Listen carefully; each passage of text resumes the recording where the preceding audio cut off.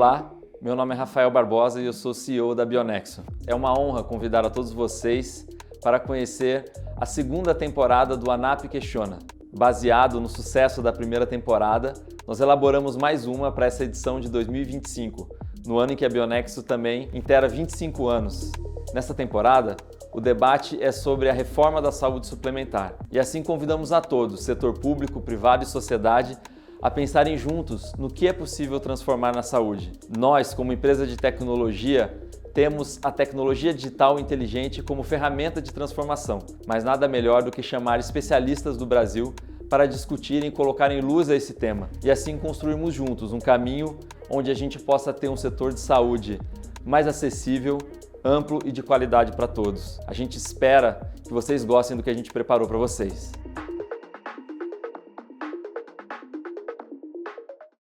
É um prazer receber hoje aqui no ANAP Questiona dois representantes importantes dos prestadores de serviço.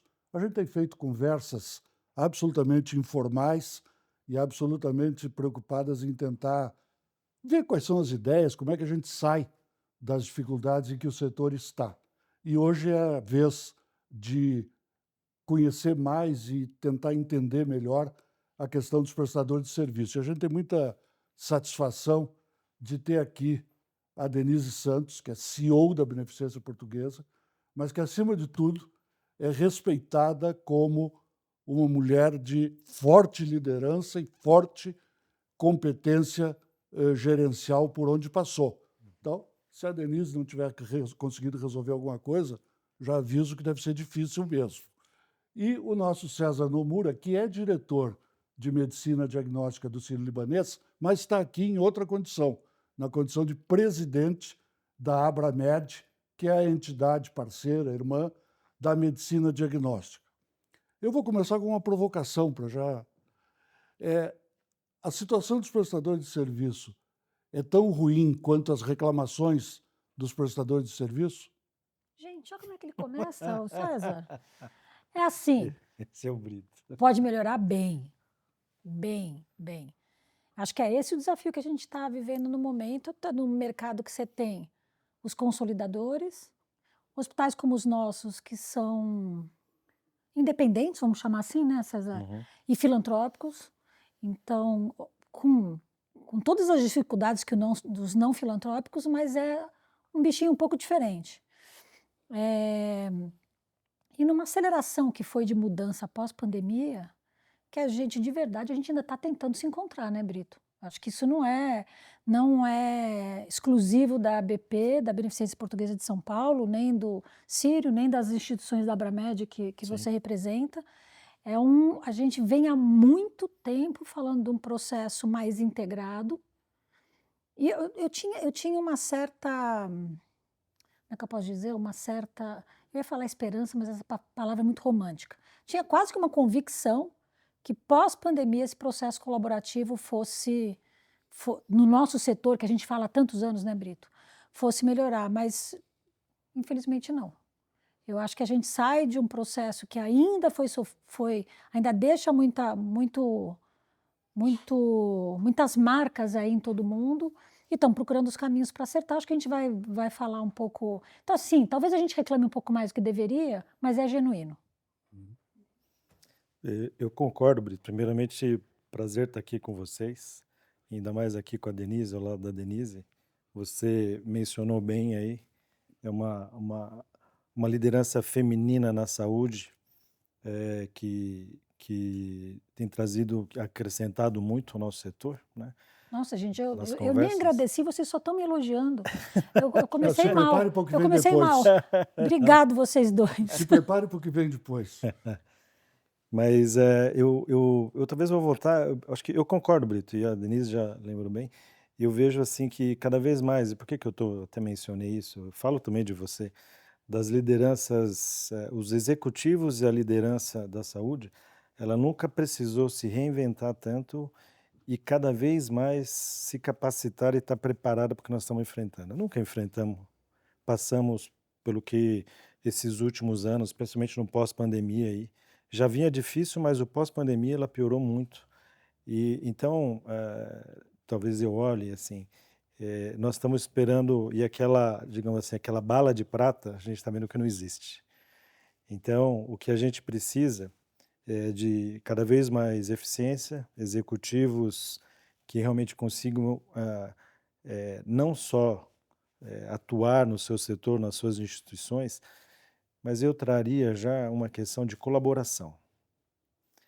Eu não consigo enxergar, como eu disse, não tem uma bala de prata, eu não consigo enxergar algo, o sair disso sem muita colaboração entre todos, não só diálogo, mas colaboração efetiva, como nós estamos aqui, a ANAP e a Abramed, entre as associações, porque cada vez mais esse ganho de escala, essa questão de compartilhamento de dados que vão vir, questão de custos da saúde, a questão de que muitas vezes é utilizado erradamente, né, o custo como algo pejorativo. A saúde é o bem maior que nós temos, né? E muitas vezes a gente põe toda a culpa no custo, mas a saúde é o bem maior que nós temos. Se você não tiver saúde, você não consegue a economia do país, o país não anda. Se as pessoas que estão no nosso Brasil, os brasileiros, não tiverem saúde, o país não vai para frente. Então, eu vejo que a importância da colaboração que nós vamos precisar para a gente poder sair, ou pelo menos enxergar um horizonte melhor do que nós estamos agora. Nós temos discutido muito aqui na ANAP e em todos os setores do sistema de saúde que não é possível a gente não ter elogio e reconhecimento ao fato de que nos últimos 30 anos, bem ou mal e apesar de tudo, se constituiu um sistema de saúde suplementar muito forte, haja vista a qualidade, por exemplo, dos hospitais privados, das instituições de medicina diagnóstica. A pergunta que eu gostaria de fazer a vocês não é, portanto, de dúvida sobre o que passou, mas é de dúvida sobre o que vem pela frente. Com essa tonelada de desafios, porque o envelhecimento, porque a tecnologia, etc., etc., a gente pode pensar em enfrentar os próximos anos sem dar uma reformada no que se chama o sistema de saúde suplementar, incluindo, obviamente, operadoras, prestadores, ou as reformas são essenciais para a coisa avançar? Precisa mudar. Acho que isso não tem dúvida. Acho que a discussão é quais reformas e em que tempo, né? Em que tempo? Eu fico toda hora me perguntando assim, nesses embates que a gente tem de curto prazo do nosso setor de saúde suplementar, eu fico me perguntando, gente, você acabou de falar de envelhecimento da população. Daqui a pouco, nós que estamos tomando as decisões pelo sistema de saúde suplementar é que vamos precisar do sistema. E não é tão nós estamos falando, que é o que você está falando aí, os próximos 20 anos. E aí, o que a gente está construindo? Né? Então, acho que tem questões de ordem pública para a gente discutir, tanto de aproximação público-privado, mas de reformas nesse sentido, mas tem como que a gente gere. E assim, tem um ponto que eu tenho falado muito em várias conversas informais como essa, que é a gente precisa parar um pouco de mistificar algumas coisas, porque 1, 2, 3 fazem errado. Então, a gente, quando começa a falar de fraude, parece que o mundo inteiro faz fraude. A gente, quando começa a falar que tem desvio ou não eficiência operacional, parece que é um desperdício generalizado. Então, a gente vai usando uns e precisamos parar, a gente tem que pontuar o que é exatamente que a gente precisa, do ponto de vista assistencial, mexer e mudar. Do lado aqui dos prestadores, você conhece bem, Brito, existe uma questão de investimento que é importante. Você tem uma estrutura que, no mínimo, para qualquer um que não é da saúde entender, é uma operação que funciona 24/7, que tem máquinas, que tem tecnologia, que tem que ter segurança, enfim. Você tem todo um investimento que tem que ser feito. Então, acho que o primeiro ponto, falar de reformas, a gente pode trocar alguma ideia aqui, mas assim, a gente precisa parar de generalizar algumas coisas que são, assim, o todo paga por... Então, eu já ouvi em alguns fóruns assim, gente, mas também a caneta do médico, você é médico, né? Mas a caneta do médico, gente, caneta do médico. Tem 1, 2, 3, 4, 10 médicos que não estão fazendo correto, vai lá e trata isso. Né? Então, acho que a gente precisa tirar essas coisas que eu, na minha visão, não acho que é generalizado. Não acho. E aí começar uma discussão sistêmica de fato, né? Sobre essa questão que há necessidade de algumas mudanças, ou se ela vai acontecer porque do jeito que está não vai dar para continuar, né? Quando você pega os filantrópicos fazendo margens abaixo de 10%, 9, 8, 7, isso não é sustentável, né? Porque ou vai implicar num sucateamento ou então, enfim, o que pode acontecer, porque ainda mais com essa taxa Selic que bateu 15%, essa taxa de juros. Então, onde fica mais fácil é mais rentável você pôr dinheiro no banco e deixar lá do que você investir. Mas, por que uma das razões, você falou do envelhecimento, é fato que a expectativa de vida vem aumentando. E a gente sabe que vai se gastar mais, porque, né, a gente entende, conforme você aumenta a longevidade, essa pessoa vai consumir mais e ela já não vai estar economicamente ativa, né? Então esse custo, por isso que o que vai ter que se trazer de inovação é uma discussão que é necessária, porque não dá para você obter resultado diferente fazendo a mesma coisa que a gente sempre fez. Está comprovado aqui no próprio balanço, no resultado financeiro das instituições, e das próprias operadoras que tiveram no passado, não este ano, que esse ano já melhorou muito. Eu espero que melhore mais e que isso se reverta de uma maneira a trazer, a poder, os prestadores poderem retomar a sua capacidade de investimento. E aí, Brito, se me permite, eu vejo que a questão de interoperabilidade, que sempre foi um tabu, e todo mundo, meus dados, minhas informações, eu entendo que é uma verdade. E nós vamos precisar trabalhar com interoperabilidade, porque ninguém quer desperdício, nós não queremos, ninguém quer isso, nem operador, ninguém quer, mas na verdade ninguém quer dar muitas vezes o primeiro passo dessa interoperabilidade de Mas, dados. te atrapalhar. Se todo mundo é a favor da interoperabilidade, por que que ela não anda? Então, complementando o que o César falou, nós, duas instituições, estamos com um projeto bem bacana com a turma do Inova HC, lá no Hospital das Clínicas, para trabalhar essa questão de interoperabilidade. E aí, Brito, a gente estava aqui no paralelo falando, que sejam 2, 3, tem que começar. E aí mostrar os ganhos efetivos. Porque eu acho que um dos desafios que a gente está falando do sistema, mas tem um elemento no sistema que se chama cliente, usuário, paciente, que se a gente também se conseguir ter essa participação importante dele no sistema, a gente vai continuar repetindo exame, repetindo consulta, e assim vai, e assim sucessivamente, né? Então, esse projeto acho que vai dar para a gente muito insight bacana. Bom, eu acho que a questão da interoperabilidade, eu entendo que ela vai dar certo, ou pode dar certo, quando as operadoras têm que participar disso, e é fundamental que elas participem. Porque a pior coisa que existe para um prestador é você prestar um serviço, um atendimento, e depois você não receber por isso, por N razões, qualquer que seja. Porque era melhor você não ter feito do que você fazer e não receber. E aí tem inúmeras razões, algumas delas justificáveis, outras discutíveis, e algumas nós entendemos que não, eles entendem que sim, e a gente fica nessa discussão. Se você faz essa interoperabilidade e você coloca os dados, aquilo que realmente, as aprovações, o que você vai... hoje nós temos muitas questões de token para questões de fraude, né, como a Denise falou. E é verdade, eu acho que assim, já aconteceram. Não é uma realidade que nós vimos nas nossas instituições, porque existem vários processos, mas acontece. Eu não sou contra, e é verdade, nós temos que combater as fraudes. Só que o combate à fraude não pode penalizar, muitas vezes, todos os outros pacientes e usuários do sistema. Por isso, eu acredito muito na interoperabilidade. Isso é uma ferramenta que criaram que foi feita para justamente combater a questão de fraude. Tem outros efeitos, acaba reduzindo o uso também, mas a interoperabilidade eu vejo que se você conseguir com que tudo isso, as autorizações prévias, se isso puder impactar numa redução de algumas glosas iniciais, ou algumas glosas, eu acho que isso tem um impacto positivo, porque mesmo que você reduza o que você vai fazer de exames, mas se aquilo que você fizer for de comum acordo com a operadora e a operadora entender que esse exame foi feito adequadamente e você...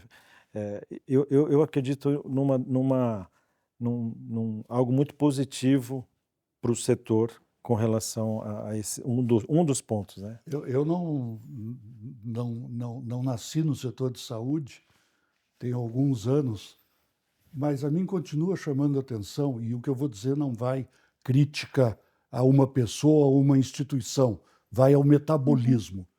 A sensação que eu tenho, César e Denise, é que antes de qualquer problema objetivo, interoperabilidade, custo, ciclo de receita, tem um problema, por isso que eu digo que é de metabolismo, do jeito como o pessoal da saúde conversa com o pessoal da saúde. Como é difícil avançar, como é difícil dizer, olha, nós vamos trabalhar as duas coisas que a gente está de acordo e as outras a gente deixa de lado. Isso é uma impressão errada?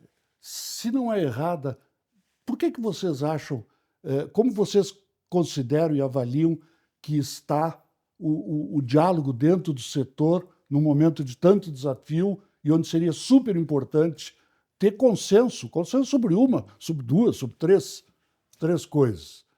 Confesso que é uma provocação. Eu vou até dar um passinho antes, porque a gente estava falando de interoperabilidade, inovações, como é que a tecnologia pode ajudar, etc. Mas acho que também temos um desafio estruturante, Brito. Assim, quando a gente fala de interoperar, significa que as organizações têm seu barramento desenvolvido, têm um sistema de arquitetura pronta, está super ok em relação a cybersecurity. E não é verdade. Né? Cada empresa tem seu índice de maturidade de tecnologia, e eu acho que assim, não é só o setor de saúde, tem muito para avançar ainda. Então, quando você fala de às vezes a gente pega alguns, eu tenho lá o barramento da BPA, eu tenho que fazer uma integração via uma API lá com um sisteminha que conversa com a startup X que eu botei lá para fazer um robozinho de alguma coisa. Via de regra tem um monte que não passa, porque vai dar problema de segurança. Porque do lado de lá não tem o que deveria ter minimamente de segurança, e a gente sabe que hoje, instituições como as nossas, você não fala mais só de receber um vírus através do servidor. Ele pode entrar via ressonância magnética, via tomografia. Está tudo tão conectado que... Então, eu acho que tem também um desafio importante e estruturante. Brasil, quando a gente fala de tecnologia. E aí essa discussão ela fica capenga.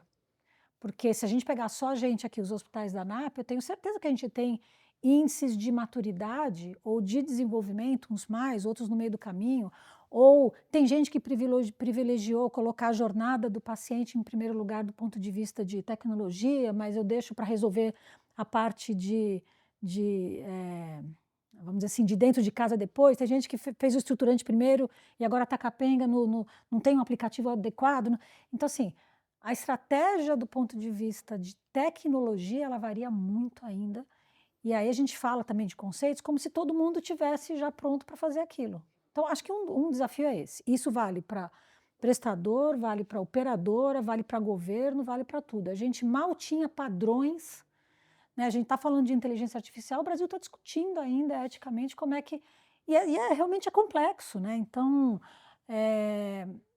inteligência artificial, que deveria ser o passo lá na frente, a gente ainda às vezes tem hospital que está implantando prontuário eletrônico. Eu fico imaginando as redes que fizeram milhares de aquisições aí, ou centenas de aquisições, tem que integrar tudo. Né? Então, acho que tem essa questão que a gente não pode negligenciar. Então, às vezes, não é só quero ou não quero. Tem um consigo, não consigo, e quem consegue com quem. Por isso tem que começar pequeno. Pega 2, 3 que estão prontos e preparados do ponto de vista de segurança, de arquitetura de rede, de dados organizados ou não, tanto faz, que possam fazer. E às vezes a gente não leva essa discussão para frente, sabe? Eu me lembro que um projeto de lei sobre interoperabilidade tinha um artigo, eu não vou conseguir lembrar de cabeça, mas dizia o seguinte: serão arquivados, mantidos em arquivo, todas as vacinas, todas as consultas, todos os exames, todas as internações, todas não sei o quê. Quando terminava o artigo, você era obrigado a fazer o seguinte comentário: não acontecerá nunca, porque a história brasileira de vamos começar pelo tudo para, na verdade, Daqui a 20 anos Professor, não eu vou ter dar um chegado. exemplo simples. Cirurgia robótica no país. A gente mantém o mesmo nível de regulação para você guardar os arquivos por trocentos anos, só que antes você imprimia um papel, botava lá na casinha, lá, deixa lá arquivado. Agora você tem imagens, imagens, imagens, haja terabyte para você comprar na nuvem, e que custa muito dinheiro,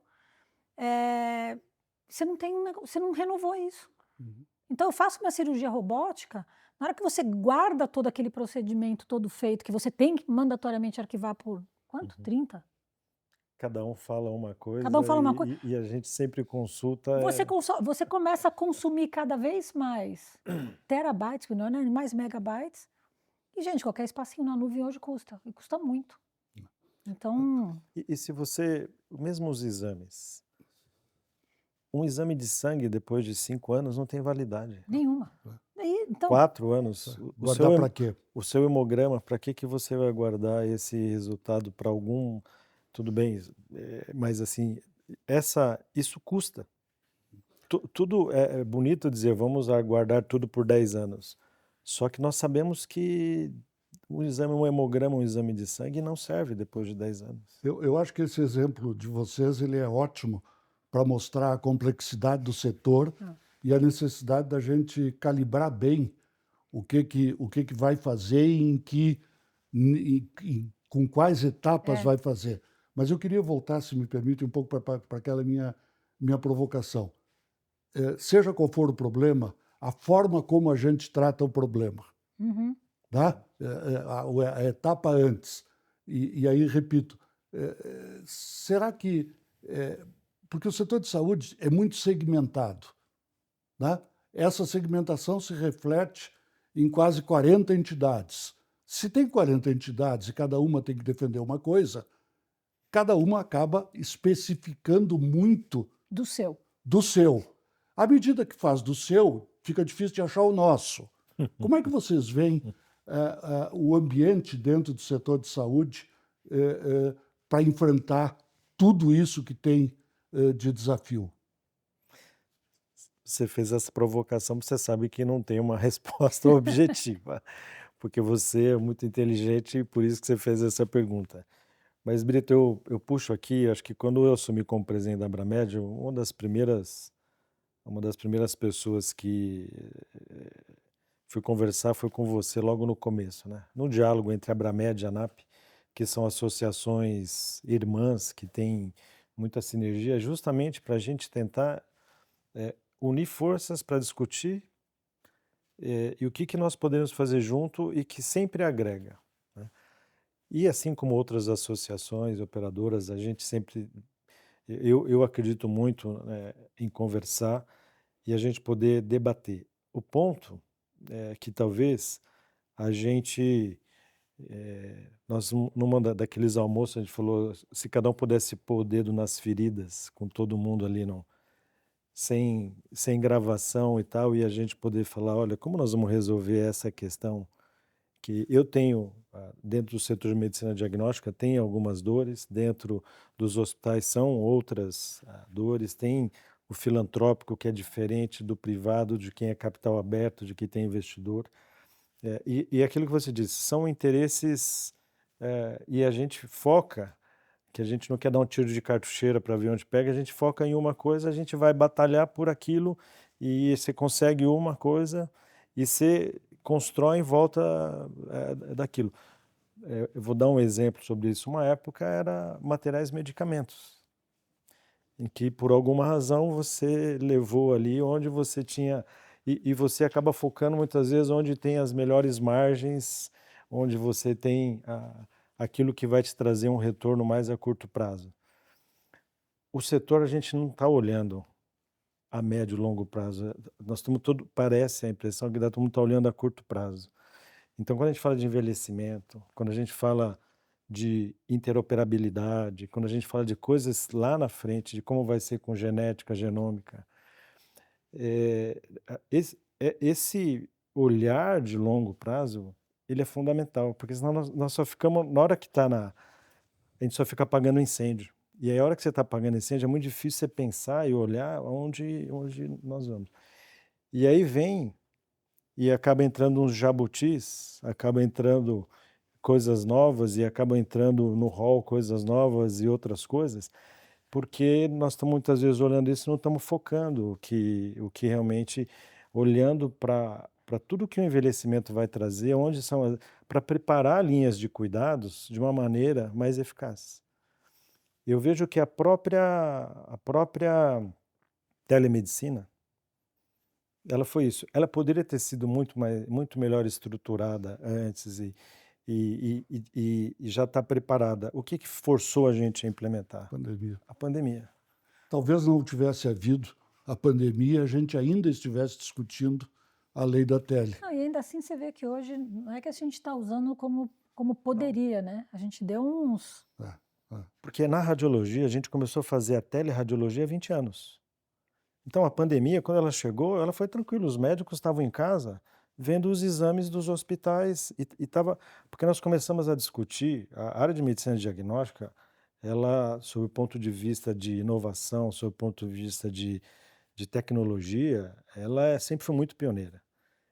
Então, o que aconteceu? Você colocava tomógrafos em hospitais de campanha, em qualquer lugar, você conectava num link de satélite, mandava as imagens, você laudava, podia fazer quanto quisesse tomografia.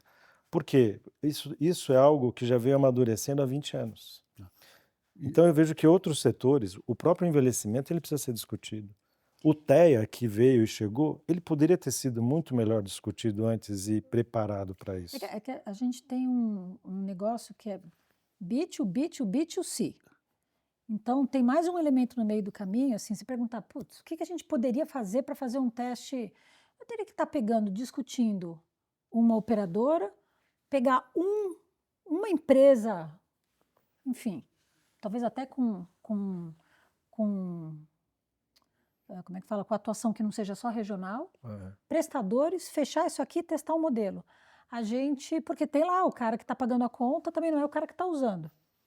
Então, você tem lá um processo de briga pelo aquele beneficiário que eventualmente fica 2 anos na rede e troca, mas a dor, eu sei que todos nós aqui pagamos uma conta de RH, né? Onde a linha lá de benefício é um plano de saúde. Então, assim, acho que o sistêmico tinha que partir de uma cadeia completamente fechada, pegar um cliente específico, uma empresa específica, juntar, testar um modelo. E aí, por que não replicar? E aí, tudo bem, tá tudo certo brigar pelo cliente ou pelo beneficiário, mas você tem um modelo, talvez, teste aplicado que fizesse sentido. Agora, vocês concordariam que, de um lado, é óbvio que falta maior articulação e consenso entre o próprio setor privado, né? Mas, de outra parte, sem querer colocar o governo em tudo, mas o governo, eu não estou falando deste, eu estou falando os governos, eles deveriam ter um olhar sobre saúde suplementar. E a sensação que eu tenho é que a saúde suplementar do Brasil funciona no Uruguai. Tá certo, é isso aí. Porque tá, é verdade, o ministro lá está correndo por causa do SUS, por causa dos Yanomamis, por causa da dengue, ok, está faltando dinheiro o tempo todo, mas parece haver relegar a questão de 51, 52 milhões de pessoas, e se o governo não intervém, a conversa às vezes fica mais difícil de acontecer. Como é que vocês veem, e de novo, não é este governo, os governos, como é que vocês veem a articulação sobre saúde suplementar desse outro lado, do lado dos governos? Ela tem que acontecer, sem dúvida, porque, de novo, é um sistema. Você acabou de falar, são 51 milhões de pessoas que usam saúde suplementar. Mas ela não pode acontecer do nosso lado, cada um acessando seu pedaço de interesse com o governo, né? Que é o que acontece. Vamos lá com a ANAP, depois vamos lá com a FenaSaúde, depois vamos lá com mais não sei quem, depois vamos lá fazer o... Soma zero. Soma zero. Tá.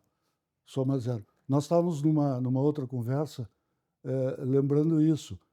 Há quantos anos não vai ao Congresso um projeto de lei, não importa se a gente é a favor ou contra, mas um projeto que a gente diga, ó, este aqui pega um problema importante do sistema de saúde e pretende transformar esse problema. Os tais dos projetos estruturantes, essa palavra que aconteceu aí. Aí a gente estava numa discussão e acabou um pouco constrangidamente dizendo, olha, talvez o último tenha sido o que criou mais médicos. E aí ficamos correndo atrás, sabe, 15, 20 anos atrás. Tá? O setor de saúde não é essa maravilha para durante 20 anos Não se discutir. não se discutir. Tá? Sempre o apagar o incêndio, né? É. A gente vive, é isso, né? Sempre é o amanhã, não é lá na frente o futuro, né? Denise, a pergunta é difícil porque eu acho que acaba sendo a pergunta. Por mais eficiência que se tenha, saúde custa caro e vai custar cada vez mais caro. Né? Por mais que um dia se tenha boa prevenção e promoção, as pessoas estão envelhecendo e, ao envelhecer, carregam para o sistema doenças. E o financiamento, na ponta do financiamento, ele está muito centralizado na carteira de trabalho assinada do trabalhador. Então, a saída são duas perguntas. Você acha que a gente vai acabar ficando nesse limite de 51, 52, dando volta, às vezes um pouquinho mais para cá, outro para lá? Ou a gente poderia e deveria, não sei se acha que deveria, sonhar, nós podemos levar, seria bom para o país levar para 70 milhões, só que aí teria que reformar bastante. Como é que você vê essa questão do financiamento e o que a gente nota, né, que é esse esgotamento? A operadora reajusta muito o plano, diminui contratação de plano. Operadora, como é que você vê a questão econômico-estrutural? Conceitualmente, a gente deveria aumentar. Assim, eu acredito que sim, a gente deveria aumentar. Conceitual, isso não vale só para o Brasil. O papel das instituições privadas em qualquer país, ele é relevante. Isso em outros setores que não da saúde, a gente vê isso acontecer. O Brasil deu saltos importantes de infraestrutura quando a gente começou a discutir isso também com o setor privado através de, enfim, N programas que se tiveram no país. Também temos que avançar nesse sentido. Mas eu acho que a instituição privada tem um papel relevante no desenvolvimento do país e não pode ser diferente na saúde. Então, não acho que é só um sonho, não. A gente tem que buscar como conseguir isso. Porque, claro que uma alta taxa de emprego ou baixa taxa de desemprego é importante. Claro que o país crescer também é relevante, porque senão você não consegue fazer geração de emprego que financie esse caminho nosso. Mas eu acho que é mais do que responsabilidade, é obrigação nossa como setor privado ajudar não, fazer parte disso. Sabe, a gente tem que empurrar o país. Só para acrescentar aí, tentando acrescentar, Brito, eu acredito também nas parcerias público-privadas. Eu acho que tem o SUS, tem o privado, tem um meio termo, ou tem o que são as parcerias público-privadas, que se mostram, quando você pega os números, né? O próprio Estado de São Paulo, o governador Tarcísio tem mostrado ali as parcerias público-privada, o ganho de eficiência e produtividade em vários instrumentos públicos quando você faz as parcerias. Isso tá em todos os... tem sido noticiado. E isso é interessante porque há um know-how, há um conhecimento, e eu entendo que isso é algo que pode ser um meio termo, e que também colabora, porque o público e o privado, na verdade, o país é único e são vasos comunicantes.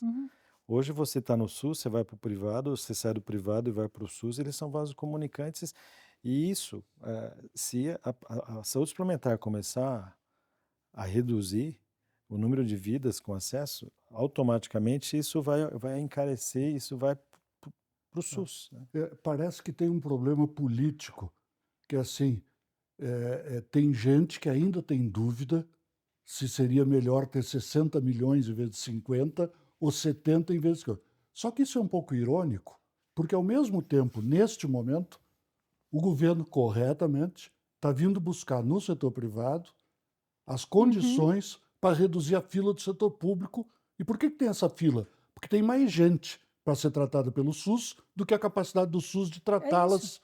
Então, caminhos tem, a gente está vendo claro, isso agora. Tanto que o governo está praticando. Exato. Mas por que a gente não chega nos 70? Qual seria a programação? Sonhar um pouco, né? Pô, tá bom, tá aí o plano 70.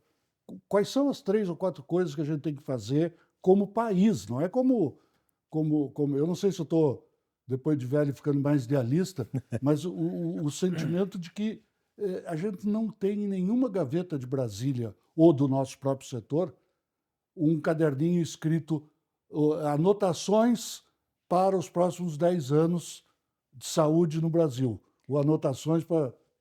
Mas sabe que, não sei se foi ontem, antes de ontem, eu estava vindo para a BP e eu estava ouvindo uma pesquisa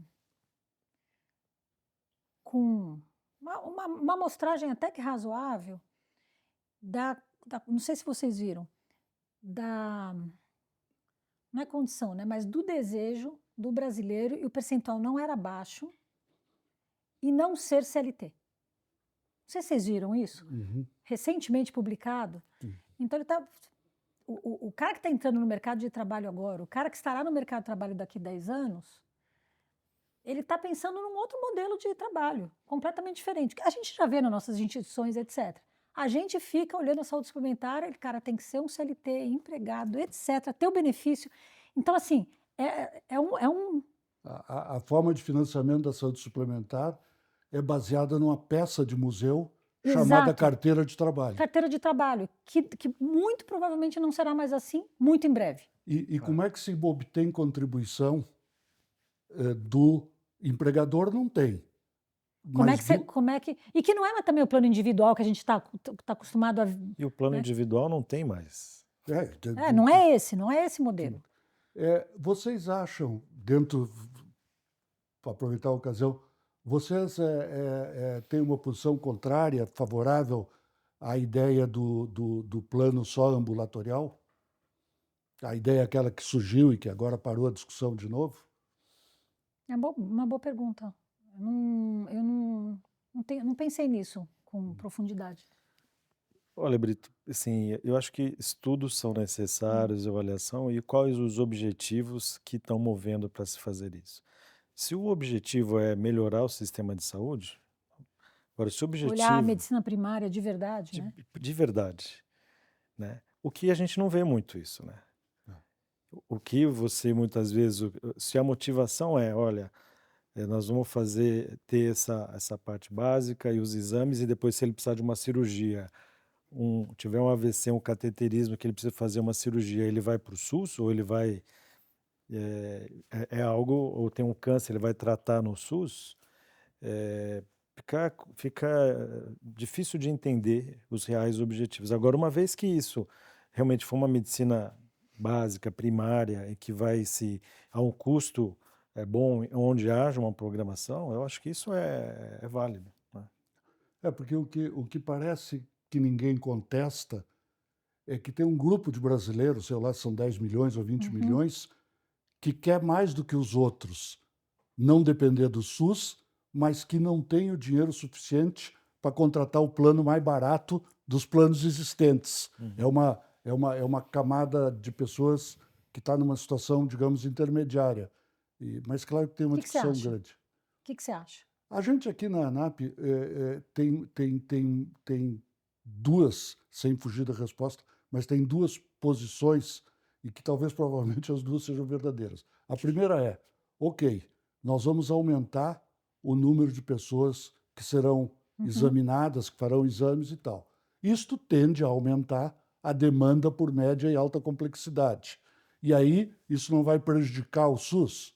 Que é o que você acabou de colocar. É um raciocínio. O outro raciocínio é que essas pessoas hoje estão com os cartões de benefício. Os cartões... De saúde, cartão de benefício. Então, na verdade, trocaria. Só que muita gente aqui dentro, inclusive no Conselho, tem a seguinte dúvida. Vamos admitir que surgiu o Plano Popular. Esse Plano Popular, em vez de trazer as pessoas que não estão em plano nenhum, não vai trazer para baixo as pessoas que já têm plano? Vai haver um movimento de downgrade, com perdão do palavrão, ou de captação daqueles que não têm plano. É por isso que eu disse a questão da medicina primária. Entendi seu ponto. É por isso que eu disse a questão da medicina primária.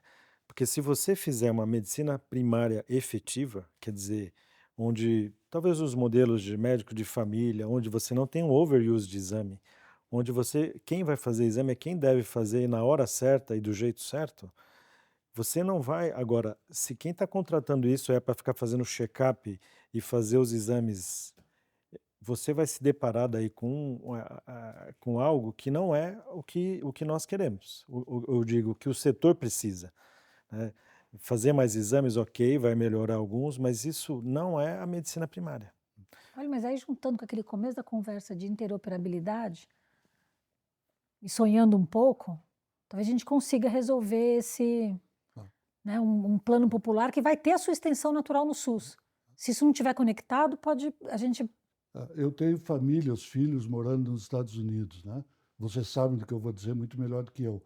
Mas lá não tem hipótese da pessoa ir para um especialista ou ir para um tratamento complexo antes de passar pelo médico de família. O que a gente faz aqui é desvalorizar o clínico geral e o médico de família. A brincadeira aquela de que filho de médico, médico com filho médico, se souber que ele vai ser pediatra ou clínico geral, deserda o filho. Né? É a brincadeira. Essa programação da ANAP ela tem apoio, chegou a hora do comercial, mas tem apoio muito importante da Bionexo. E o pessoal da Bionexo me provocou aqui para fazer uma pergunta para vocês que eu acho que também tem muito a ver com o que nós estamos conversando.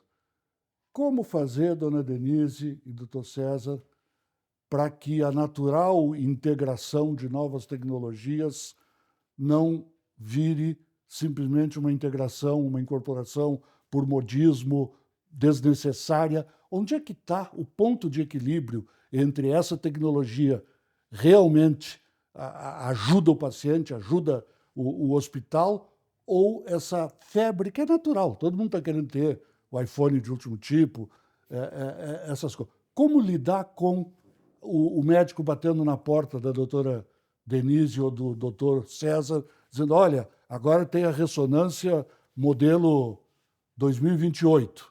Acho que esse é um pedaço da cadeia nossa toda de saúde que está ainda desconectado quando a gente fala tanto da indústria farmacêutica quanto dos fabricantes de novo, né? Vai falar lá com o governo, vai só no... Então, assim, essa conversa precisa acontecer antes. E aí eu acho que, assim, vamos falar de custo-benefício, de fato.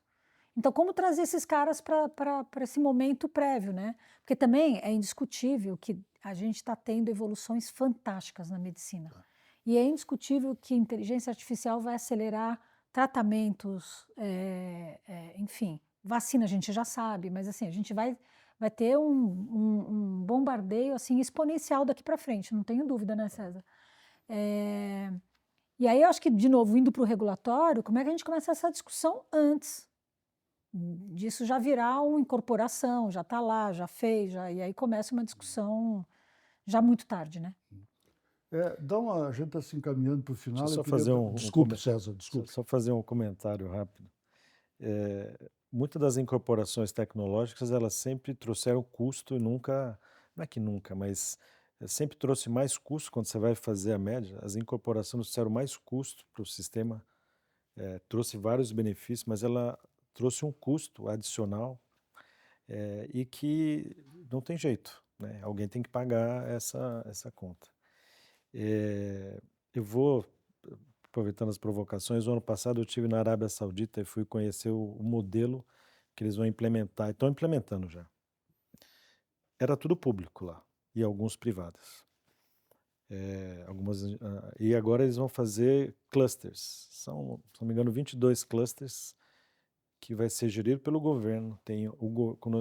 Juntando tudo isso que nós estamos falando, porque talvez você falar encaminhar para o final, me fala quais são os inputs. De falar da importância do público e do privado, da participação do governo, incorporação tecnológica, interoperabilidade. Olha, eu pude conversar e eu vi, eles andaram o mundo inteiro, vieram ao Brasil, BSUS, modelo americano, NHS, foram para a Holanda, foram para a Europa, para o Oriente, e eles vão transformar em vários clusters em que o governo vai administrar, E aí vão ser PPPs. Você tem esse recurso. E quem assumir o cluster não vai assumir só o hospital terciário ou só a medicina diagnóstica. Você vai assumir a medicina básica, o hospital secundário, o terciário, onde tem margem, isso vai ser gestado e é um contrato de 10 anos, renováveis por mais X. Vai ter uma empresa no país que vai comprar tudo. Então, os medicamentos, equipamentos vão ser geridos pelo Estado. Criaram uma empresa, então você imagina a Lá negociação. ninguém entra na justiça, né? Tudo bem que lá não é uma tem, ordem tem real, mas suas... por isso que eu estou dizendo que é algo... Claro, claro. Mas é Mas- disruptivo, né? Como é que a gente transforma Mas isso? é disruptivo. E o primeiro cluster já foi. E aí entraram várias empresas, e não preciso te dizer que Estados Unidos, Europa, as grandes universidades querem entrar. Mas nesse vocês modelo. imaginam na BP, na portaria, na recepção da BP ou do Sírio, a informação para as pessoas que não estão em emergência? A senhora passou pelo médico de família? No segundo dia tem que chamar a polícia e no terceiro... né, nós temos culturalmente uma... O P de participação, que é a medicina personalizada, participativa, preventiva e preditiva, tem um P de participação que é a gente aqui como indivíduo, que conta tudo, né? Conta muito, na verdade. Como mudar essa cultura, né?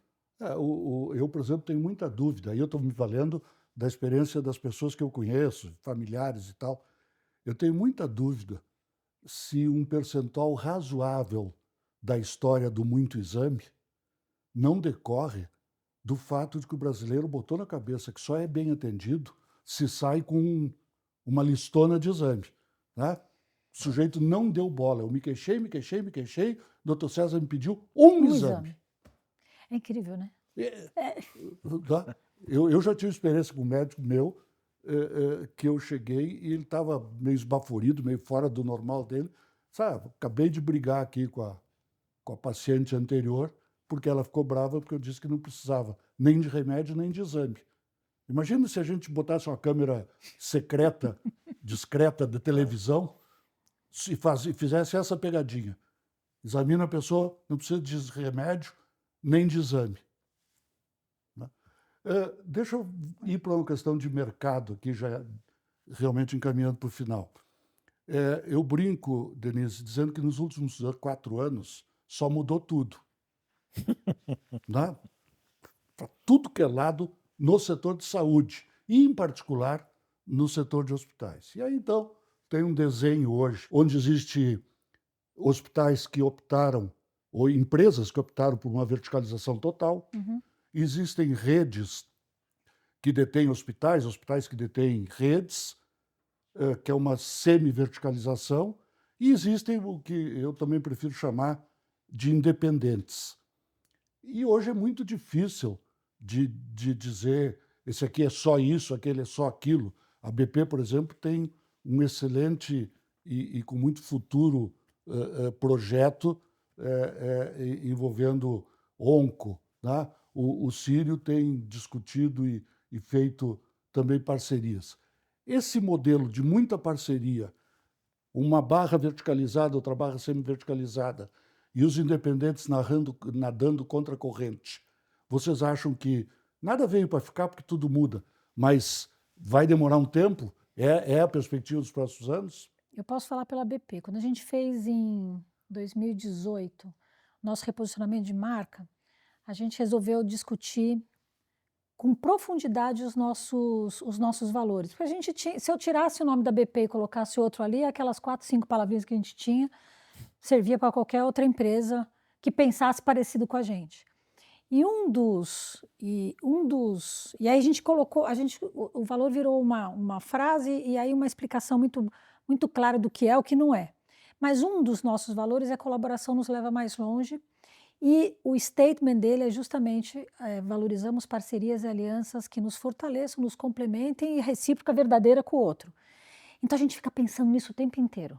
Como que a gente pode ter projetos que são projetos que vão além da BP? Porque a gente acha, assim, é impossível uma organização só saber fazer de tudo. Não dá, não dá.